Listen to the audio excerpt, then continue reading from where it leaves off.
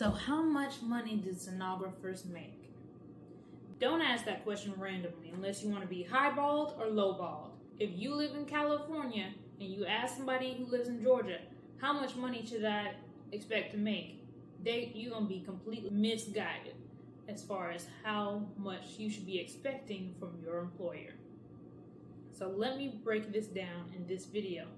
So I have my laptop here. I'm going to be posting some screen grabs here so you can see my sources. We're going to go to the Society of Diagnostic Medical Sonography. This is where I came across this resource information. Go to the resources and salary resources tab. I'm going to go to the first one, career one stop, and I'm going to click on diagnostic medical sonographer. So we're going to work from some lower paying states to higher paying states. So bear with me. You want to see where that money is. So first we have the yearly salary in general across the United States. So for the lower end of the spectrum, that's with little to no experience, you can make $63,680. Now with 10, 15 plus years of experience, maybe 20 years in the field, on the high end of the salary range is $116,300. Now let's see what that is for the hourly wages. That would be on the low end about $30.61 per hour, and then on the higher end, $55.91. In the middle range, that's $40.61. Now let's go to somewhere where they're not going to pay you too much. Let's see how much they make per year. The pay is definitely lower than the United States average. You could be making $55,280 on the low end. On the high end, that's with possibly 20 years of experience, you could be making $87,110. That's lower than the national average. Just keep that in mind. Now, how expensive is it to live in Louisiana? It's probably not too expensive. Let's see how much they make in Texas. Everything's bigger in Texas. On the lower end, you could be making $61,650 in Texas. On the higher end, you're right up under six figures, $99,630. Now, keep in mind, there's no income tax in Texas, so that's nice. You can keep most of that money, but you probably have to pay other things that other states don't have to pay for. But generally speaking, the amount of things that you can get for certain amounts of money in Texas, your money can go a lot farther as far as like housing, for example. Where should we go to next? Let's see. Okay, I want to go. Let's go to New York. Now keep in mind, we are looking up states. So this is averaging the rural with the big city pay. All averaged together. You can look up, also with this website, you can look up the actual cities individually to see how much they make in each city.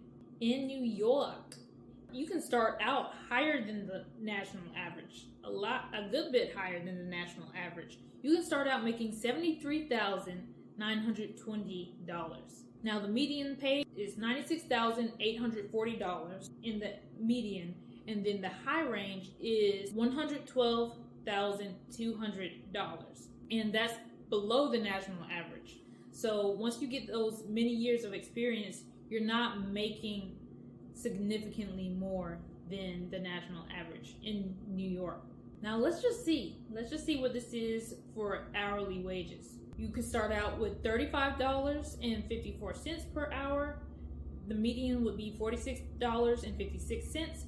The higher end would be $53.94. Okay, where should we go? Midwest. Let's see how much you make in Utah. I've never been to Utah. Everyone tells me there's like nothing in Utah. If you live in Utah, let me know. Is there anything exciting besides nature? Oh, okay. In Utah, you can start at making $75,570 per year. In the median yearly salary, it is $93,600. Then the higher end of the pay spectrum is $112,960. So that's pretty similar to New York, actually. Okay, so that's pretty cool. If you don't live in Utah, you want to find something to do over there and might want to move. Now, this is one place I did look up before. Wisconsin. Wisconsin has a higher pay than national average across the board, no matter how many years of experience you have. You can start out making $79,870 as potentially as a new grad. The median pay will be around $99,760, and the high end will be $117,230. Now for the hourly wages, this equates to about $38.40 starting out. The median pay would be $47.96, and then the high end, the hourly pay would be $56.36. That's pretty good. And what I found out about Wisconsin is that they have their cost of living is 1 to 2% less than the national average. That's not too bad. To be making that much, you can probably save a lot of money and have more of a full life if you can stand the cold. That's the thing. Cause woo. Now let's go to where I know to make a lot of money on paper, at least. Y'all might already know. You might already know where I'm going. Whoa. Okay. California, the low end of the spectrum. You can possibly make $76,440. The median pay is $119,120.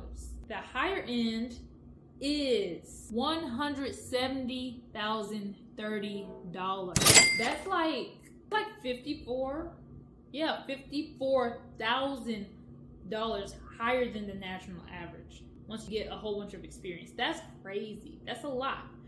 You think you're making a lot of money, though. Let's be real. You think you're making a lot of money, but when you're paying $3,000, $4,000, $5,000 a month in rent for like a 1 to 2 bedroom, or you got to share with somebody, it doesn't seem like that much money. Your money gets thin after you have to buy so much stuff, spend so much money just to live in this state. It's a beautiful state, though. Keep that in mind, I do want to see what the hourly wages are, just to see how this translates to per hour. On the low end, it is $36.75. The median is $57.27, and the high is $81.74. You know, this does not mean, oh yeah, we moved to California, that's where I'm gonna make the most money. That's where you're gonna spend the most money. Keep that in mind. So I want to know from you guys, do you think for the lifestyle that you want, do you think depending on which state you might live in or might choose to live in, that the amount of money that I mentioned in this video is enough for you to live as comfortably as you think you would like to live? Let me know that in the comments. And should I do a part 2 of this? What state should I include in the next video? Let me know.